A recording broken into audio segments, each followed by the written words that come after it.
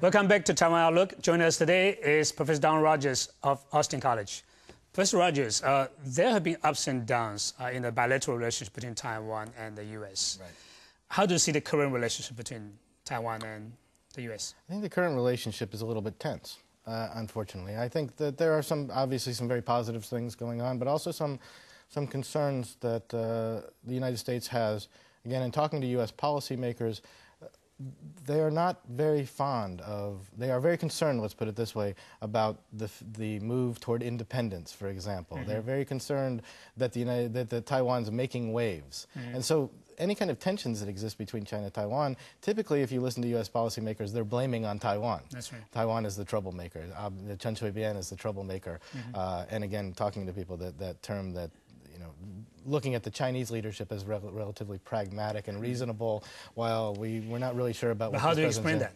This kind of uneven treatment. I think first of all, it's a lack of information. Mm-hmm. I think that there is very little news coverage of Taiwan. Mm-hmm. There's very little news coverage about what's going on here, and so there is a sense that Taiwan is a sort of rebellious place that is causing trouble in the East Asian region. Mm-hmm. So we hear a lot about China, and we hear a lot about the change and the transformation in the Chinese leadership and the Chinese economy, and so we look at that and say, oh, okay, well, they're moving in the right direction. Mm-hmm. If those Taiwanese leaders would just stop making them angry, then everything would be okay. Mm-hmm. So the United States, of course, as you know, has put pressure on Taiwan to tone down its language in certain statements, to be careful about referendum issues, and not to break the status quo. So I think the United States deals with Taiwan with a very cautious eye at the present time, the fear that Taiwan is going to make waves. I think that's unjustified. I think it's wrong. But are there any structural reasons for this kind of lack of good communication between the two sides, Taiwan and the U.S.? Structural reasons, yes, certainly, of course, the lack of formal diplomatic ties, although we have unofficial ties that are existent. The lack of media coverage, appropriate media coverage, and simply just the size and strength, again, of China. All of that attention is focused on China, and so the communication that goes on between Taiwan and the United States is limited. The other factor, we've talked about this a little bit while I've been on this trip, most people who observe Taiwan in the United States are China scholars. Okay. They look at Taiwan through the lens of China. And there are very few, if hardly any, I should say, Taiwan scholars, people who are very, very knowledgeable about Taiwan history, culture, politics, domestic political movements. And so everything is looked at through that lens through Beijing, through the lens of China, and even media coverage. So Taiwan, we know that Taiwan has very few international correspondents here. Most of the correspondents who cover Taiwan are either in Hong Kong, Shanghai, or Beijing.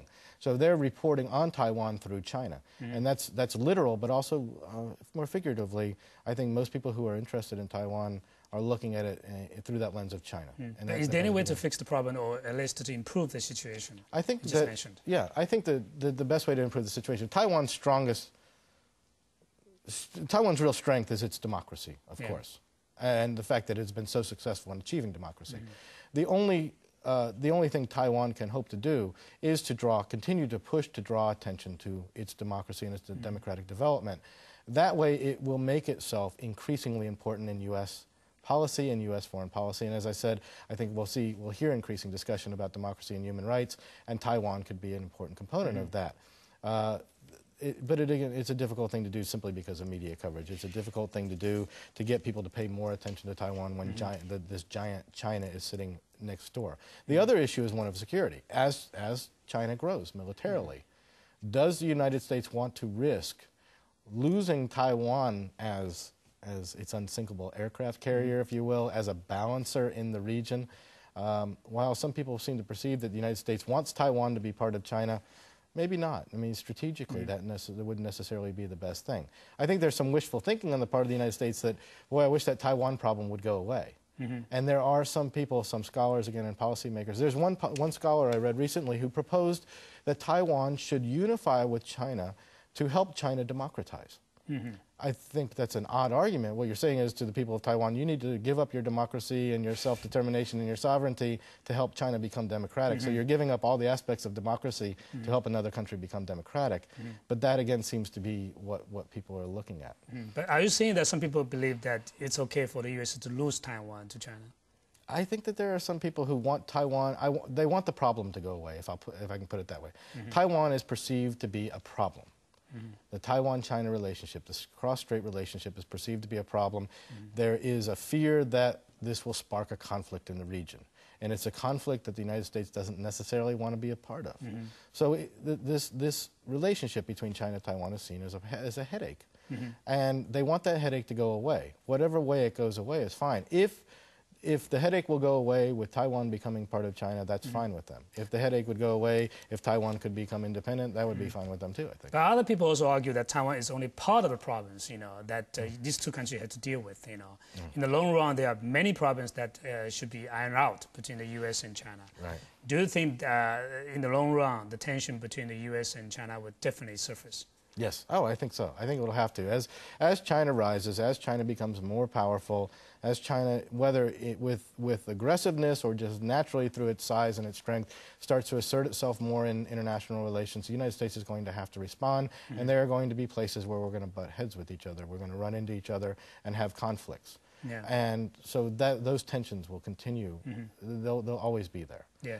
I mean, we even have tensions, of course, with some of our closest allies.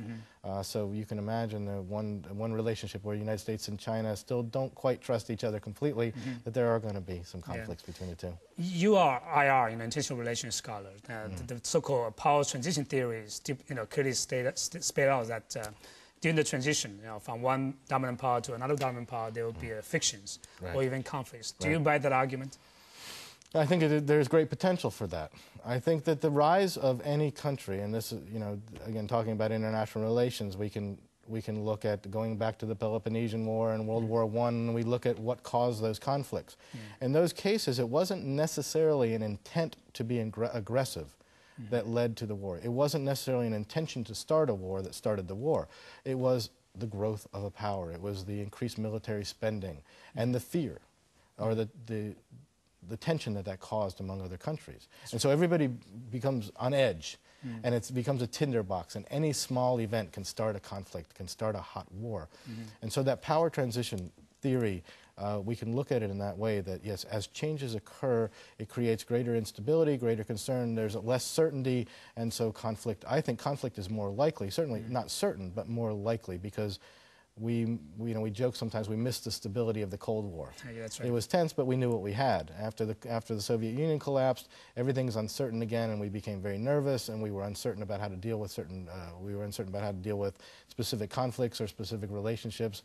We're still in that situation, and now the rise of China is bringing us up to another one as well. There are also some concerns in the United States that eventually maybe the U.S. will be dragged into the conflicts between Japan and China. Yes. Do you think that's a possibility? I think it's a possibility, although I really don't anticipate a strong conflict between Japan and China. I don't anticipate a hot war between those two. But yeah, the United States wants to maintain good relationships with both of those countries. And so if their relationships become increasingly tense, the United States, you don't want to say has to choose sides, but we're going to be pulled in one side or the other, and it's going to be perceived that we're taking one side or the other. And which side we take will depend on I think we'll have to be very careful. Some very good diplomacy, some very good strategy to make sure that we are not seen as too strong on one side or the other. But both countries are very powerful, and certainly they're going to compete for regional control, and the United States can't help but be part of that. Yeah, but as we know that the one key pillars to the U.S. policy towards the Taiwan Strait is the so-called status quo policy. But as we know that the status quo is changing every day. Is that a sound policy to propose maintaining status quo? No, of course not. There's no such thing as a status quo. It's very interesting to me that the very same people who talk about globalization, these rapid changes in telecommunication and transportation, trade, and so the world is changing so quickly every day and nothing's the same as it was before, are the same people who turn around and talk about a status quo. Well, you can't have both. It's either status quo or it's changing. Things are changing very rapidly in this region, and of course the rise of China is one of the strongest forces. To say the status quo would mean, what, to go back to 1949 or to 1979, or what year are we talking about when we talk about status quo? China is changing dramatically, its economy is changing, and most importantly, of course, in relation to the Taiwan situation, is its military strength. The increasing number of missiles, we're at, what, 980 missiles now or something like that estimated, new aircraft being moved closer to the coast. Of course, we see with the satellite, the ability to knock a satellite down is causing some concern among policymakers, military strategists. So to say there's a status quo is preposterous. There is nothing. There is no status quo anywhere in the world. Things are changing on every day. So to try to base policy on a status quo, once again, points to what I said before, which is maybe it's wishful thinking. We wish that there was a status quo. We wish that things would just stay the way they are, and we couldn't anticipate a conflict between the two. But there's no such thing as status quo. We have to be more conscious of the realities, not only of the changes in China, but also very conscious of the realities of the changes within Taiwan. That's right. Increasing sense of Taiwanese identity, increasing sense that Taiwan wants to express self-determination, its rights of self-determination, and we want that to go away. Again, U.S. policy seems to want that to go away because it's causing tensions and it's interfering with the status quo. But isn't that democracy a value that the U.S. government has been respecting for and trying to expand it? Yeah, we say, of course. All countries say they're democratic. North Korea says it's democratic too, right? We say we support democracy and we want to support self-determination and sovereignty. But when military threat, economic threat comes into the way, we won't necessarily assert that too strongly. And so this is where the tension comes in. The thing that saved Taiwan, the thing that saved Taiwan in terms of U.S. policy is simply Congress. The fact that in reality, there's been a very good lobbying effort to make the Congress people aware of the situation in Taiwan. And the people in Congress today know that they can't abandon Taiwan, if you will, because it is a democracy. If Taiwan were still an authoritarian regime, if we were still under martial law here, things would be very different. But it's the democracy here that makes Taiwan important, more than anything, I think. What do you think that the role that Taiwan can play in terms of helping China to transform into a democracy? I think Taiwan presents a great lesson for China, to the transition from an authoritarian government. The fact that you can do that. Of course, for many years, the Kuomintang said, we cannot become democratic, the society can't handle it, there'll be chaos. The people of Taiwan aren't ready for democracy, and of course, democratic transition occurred, things went very smoothly, and Taiwan is a fully functioning democracy. Now we hear the communist regime in China saying the people of China aren't ready for democracy yet. If we start to liberalize too much, there's going to be social chaos. But Taiwan can teach the lesson that that's not necessarily the case. Gradual implementation, careful implementation of the correct laws and procedures, and China has potential to become a democracy as well, certainly has potential to become a sound democracy. So that lesson that Taiwan can teach. Is there any way that Taiwan and the U.S. can cooperate in terms of, for instance, helping China to become a democracy? Oh, I think certainly, but I think more through NGOs than through government policy. I think that government involvement, direct government involvement and that sort of thing only offends. If the United States started against trying to teach China how to become a democracy, China would say, who are you to tell us what to do? This is an internal matter.